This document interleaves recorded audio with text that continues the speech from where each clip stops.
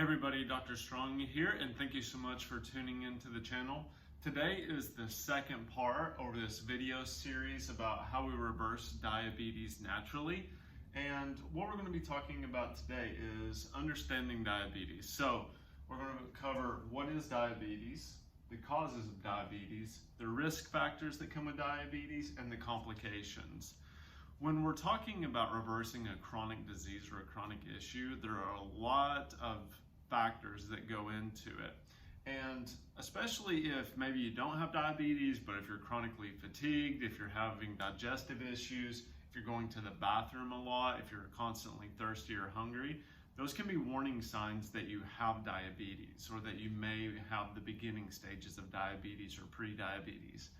And having the knowledge to address it right then and there can save you a lot of grief, a lot of money, and a lot of hassle later on, because a lot of these diabetics are having to take constant insulin shots, which are not cheap, and they're having to do this for the rest of their lives, especially if they don't address it. So not only if you have diabetes, we're going to talk about how you can actually reverse that, lower that A1C, lower those blood glucoses, but also if you're in the beginning stages, how to stop it from progressing. So what is diabetes? There are three types. Type 1, this one more commonly is associated with autoimmune conditions, and this is when the pancreas can't produce any insulin. A lot of the times what's happening is it happens in the younger generations or younger ages. It can develop at any time, but typically you see this in younger people. And they have to take insulin constantly. Now, the difference between type 1 and type 2, so type 2, think about it more as acquired diabetes. This is when your pancreas wears out, when you get insulin resistance and those types of issues, and you can still produce insulin, but you're having to do a shot in order to counteract the decreased capability of the pancreas to produce it. So your pancreas is still working and functioning, which is great news. We can actually recover it later on, but it's starting to fail and get worse and worse and worse. And what happens with insulin resistance is that you're not able to absorb glucose into the muscles and the tissue, and so your blood glucose stays really high, and this can cause chronic inflammation and damage. A lot of the times we see this happening with peripheral neuropathy, is people will start getting burning, tingling, and numbness in their hands and their feet. And so being able to reduce those blood sugars to stop the inflammation from occurring is critical. Then there's also gestational diabetes. This is what happens in women when they get pregnant. A lot of the times they can have issues regulating their blood glucose. So gestational diabetes, you just have to be very careful about your diet. I would say add more fats into it than your simple carbohydrates is a great takeaway for that, to help prevent from developing the gestational diabetes. So if you're not a woman and you're not pregnant, you don't have to worry about that.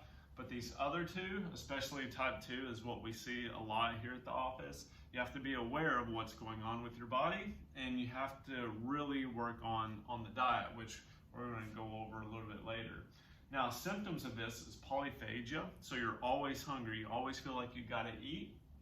Polydipsia, which is you're urinating frequently, polydipsia is when you're wanting to drink all the time, so you're constantly thirsty. It's like you just can't quench your thirst. And these two, a lot of the times if you're overeating or if you have a constant dry mouth, those can be signs that you're developing pre-diabetes. Polyuria, if you're going to the bathroom constantly, if you're having to go to the bathroom at night multiple times throughout the night, polyuria can be another warning sign that you're pre-diabetic or you're on the way to developing diabetes. Most people think that these are normal, and they are not. So going to the bathroom, especially multiple times, you may make the excuse that, oh, I just have a small bladder, or it's genetic. Most of the time that isn't true. A lot of the times you're probably eating too many simple carbohydrates, your blood sugars are going elevated, and you don't know because, one, you're not testing your blood glucose, and you're probably not going to the doctor because you think that it's normal. Blurred vision, so this is something very common. It will increased blood glucose will actually damage the optic nerve, and this is why you see a lot of diabetics having to get glasses. There's also diabetic retinopathy, which will cause the vision to get blurred over time. And so if you're noticing that your vision isn't as good as it used to be, then you definitely want to see if you have these other symptoms, and I would suggest that you test your blood glucose or go to your doctor and get your A1C tested. And then neuropathy. Neuropathy is something that we treat here at the office, and it looks like burning, tingling, numbness in the hands or the feet. Very common due to the high blood glucose causing chronic inflammation. And so that's something that's very debilitating. A lot of people lose the ability to walk at certain points. They have to end up in wheelchairs. It's really sad. But there are ways to reverse that as well, along with reversing the diabetes. Now, the causes. There are a few causes, but genetic, lifestyle, and environment are some of the big ones. Diet is obviously one as well.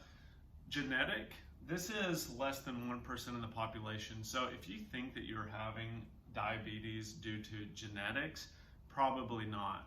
This is such a small part of the population that out of the, if there's 100 people that watch this, maybe one will have a genetic component tied into these top 2 diabetes. And that goes with a lot of your other conditions as well. Less than 1% of the population is actually genetic. So a lot of people try to blame their genetics for their conditions, when a lot of times it's lifestyle, environment, and diet. So just to be a little bit more blunt, make sure that your lifestyle, your environment, and your diet are correct before you go and blame genetics, because most of the time that isn't the cause. Lifestyle. Now, lifestyle depends on how much are you going out and drinking, are you being physically active, or are you being a couch potato, do you go out and socialize and eat a lot of junk food, are you eating junk food, are you just playing video games, what are you doing? So lifestyle can be a huge component.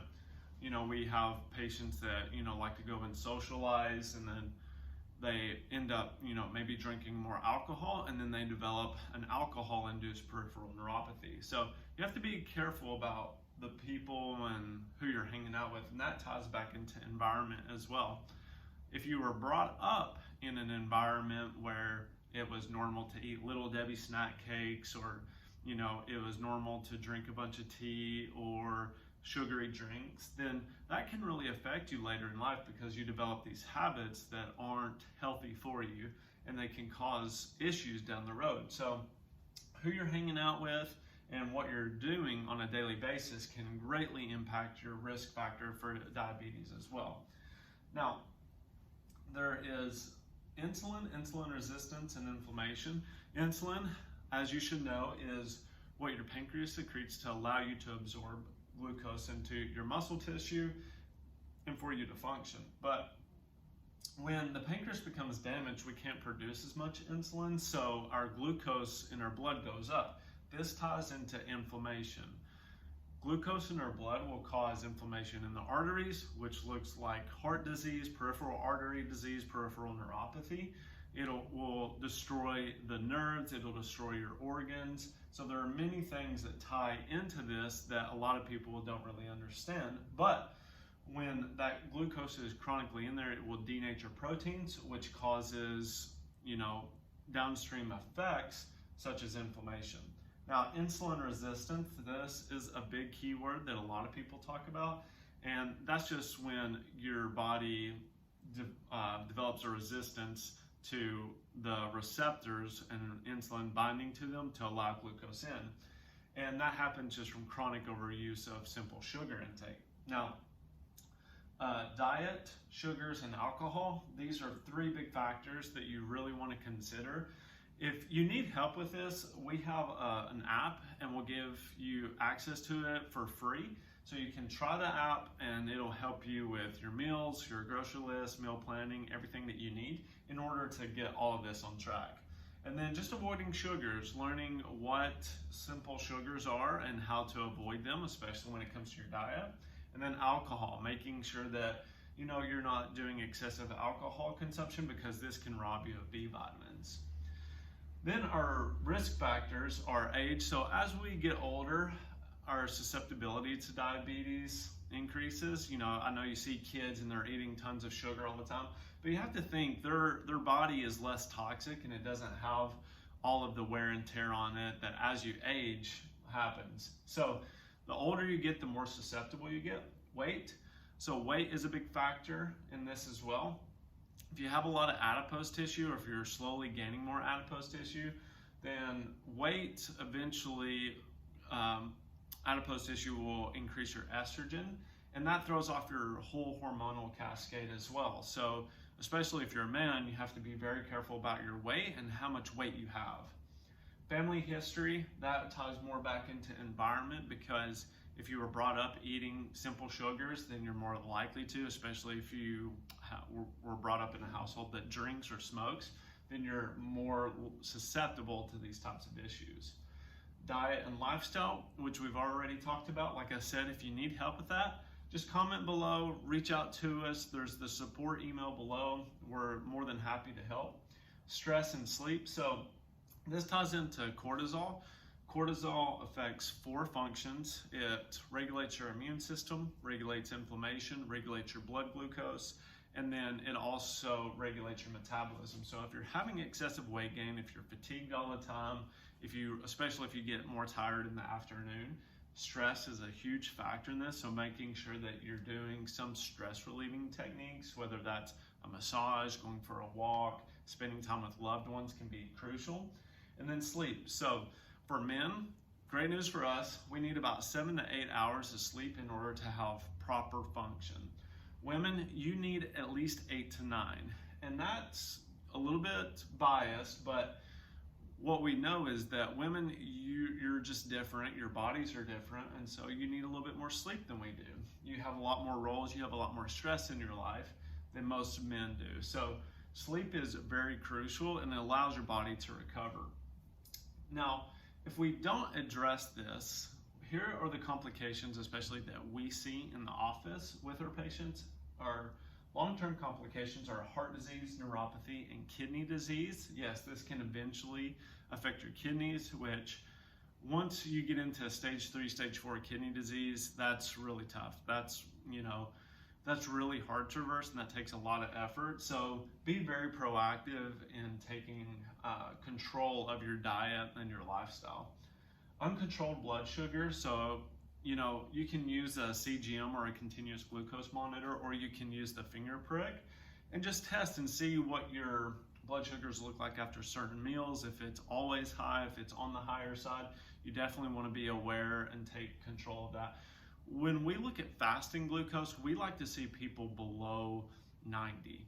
When they start getting up in the 95 and 99 for a fasting glucose, we actually start to get worried, and we want them to be more proactive with taking supplements or dietary changes to control it. But especially if you're starting to creep up there with your fasting blood sugar, you want to look at it. Now, when you're eating and taking it and it's spiking up and it's spiking, in the 140s, 150s, 160s, that's something to be aware of, and you want to look at insulin resistance when that's happening. Prevention and management, like I said, our goal is to help as many people as possible, especially with this mini course, to prevent diabetes from occurring. And like I said, we treat neuropathy and we see a lot of people suffering. And so my goal is to prevent as many people from developing these chronic diseases as possible. And education is kind of where it starts with that. So thank you all for watching. If you haven't already, please like and subscribe and share this video with your family, friends, or loved ones, or anybody that needs education about this. And also, check out some of my other videos. We talk about LDL cholesterol, hormones, sleep, heart disease. There are a multitude of things that we talk about, peripheral neuropathy. And if you need help, reach out, because the first step is always asking for help and finding someone that you trust to help you. And it may not be me, it may be somebody else, but at least this gets you stepping in the right direction so that you can be proactive towards your health. So thank you so much, and I'll see you all next time. Bye-bye.